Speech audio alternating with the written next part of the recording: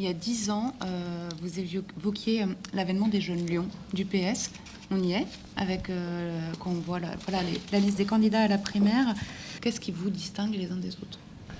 D'abord, je suis conscient que la nouvelle génération, en effet, de gauche qui finalement a été brûlée dans ce quinquennat.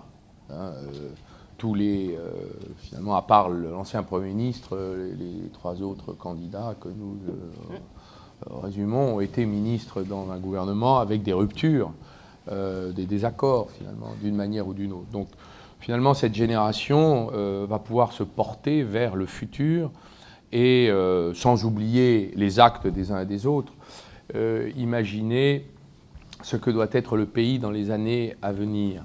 Le pays, le continent, le monde. Je dirais d'ailleurs que nous sommes à la veille d'une régression impensable avec les propositions du candidat Fillon, dont on n'imagine pas d'ailleurs l'ampleur ni même la dureté. Et les Français doivent en prendre conscience. Finalement, le bon élève de l'austérité ultra-libérale dans la proposition politique actuelle n'est autre que le candidat de la droite qui propose d'amplifier par 4 ou 5 les conséquences des décisions inspirées par l'application intégriste de traités qui pour moi sont dangereux et qui nous mèneront tôt ou tard à la victoire du lepénisme en France. Supprimer 500 000 fonctionnaires, couper 100 milliards dans les dépenses budgétaires, organiser l'injustice fiscale en supprimant l'ISF, augmentant la TVA, par exemple, d'abord ne donnera aucun résultat sur le plan économique et risque d'affaisser le pays, encore plus qu'il ne l'est aujourd'hui. Mais de surcroît, il mettra en grave difficulté ce qui fait la cohésion nationale. La sécurité sociale privatisée, c'est l'assurance... On va y venir à ces aspects-là, ce sera dans la partie économique. Excusez-moi, peut-être qu'on va y venir, mais moi, c'est ce qui m'intéresse. Et si vous voulez, dans cette régression, finalement, qui ressemble à l'aggravation, finalement, de la mise sous tutelle du pays par rapport aux exigences libérales formulées par Bruxelles et intériorisées par une partie de la classe dirigeante, notre génération a le devoir de rompre avec ça. J'ai dit que dans cette primaire, il ne fallait pas que le candidat qui affronterait François Fillon soit un candidat social-libéral, parce que face à un candidat ultra-libéral, nous ne serions que dans les changements de virgule ou peut-être de quantité et de milliards. Benoît Hamon dit un peu la même chose que vous en disant voilà, il ne faut pas un candidat social-libéral face à cette droite-là. Par exemple, pour bien expliquer à nos lecteurs, qu'est-ce qui vous distingue sur le fond, sur le programme de lui ou de Vincent Peillon? Alors, je ne connais pas le programme de Vincent Peillon, je ne connais pas non plus le programme de Manuel Valls. Je désapprouve un point important, il y en aura certainement d'autres qui apparaîtront au fil des débats, et les débats sont là pour ça, ils permettront de fixer qui défend quoi. Je n'approuve pas la dépénalisation du cannabis, par exemple. C'est un point sur lequel je considère qu'en termes de santé publique, nous ne pouvons pas nous le permettre. Nous avons investi tant d'énergie de la puissance publique pour dissuader les Français de consommer de l'alcool et de fumer, qu'envoyer un message sur une nouvelle addiction plus grave en termes de santé publique serait pour moi une erreur pour le pays.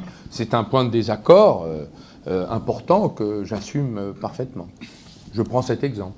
Je ne suis pas un candidat opposant, je suis un candidat proposant. Pourquoi ne pas aller jusqu'au bout? Pour des raisons purement pratiques et pragmatique, même réaliste.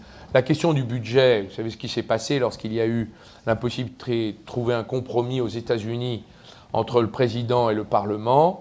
Il y a eu là, pour le budget, fermeture, impossibilité de payer les fonctionnaires. C'était le shutdown.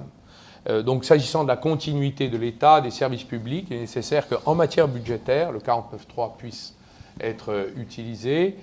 C'est le seul cas dans lequel je considérerais qu'il est nécessaire, c'est l'engagement de responsabilité.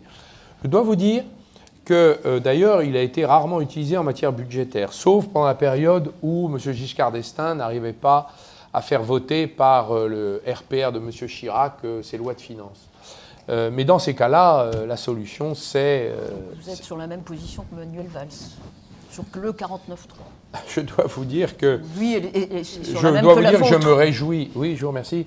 Je dois vous dire que je me réjouis que tout le monde converge désormais autour de l'idée que la gauche est incompatible avec l'autoritarisme. Supprimer le 49.3 de ses propositions, c'est bien, mais le supprimer de ses propres pratiques, ce serait mieux. L'objectif normal d'un responsable politique qui prend la responsabilité d'un pays et de son destin, c'est d'abord et toujours le plein emploi. Si c'est pour inverser les courbes, c'était pas la peine de nous déranger, parce qu'inverser une courbe, c'est quoi? C'est la tendance. En plus, derrière les courbes, excusez-moi, il y a des drames, il y a des vies, il y a des gens. Donc je préfère avoir pour objectif le plein emploi. Je ne dis pas qu'on l'atteindra en 5 ans. Mais ce doit être notre objectif. Et ce doit être un objectif constant et qui a pour conséquence que nous changions radicalement les choix de politique économique. Comment? Pour moi, d'abord, ce n'est pas parce que vous utilisez, pardon, une visite soudaine, déconcertante. Je me suis dit, ah bon, que se passe-t-il? Parce qu'on n'est pas chez Cyril Hanouna, ici, où on se fait toucher curieusement en direct. Bon, j'en ai perdu mon latin.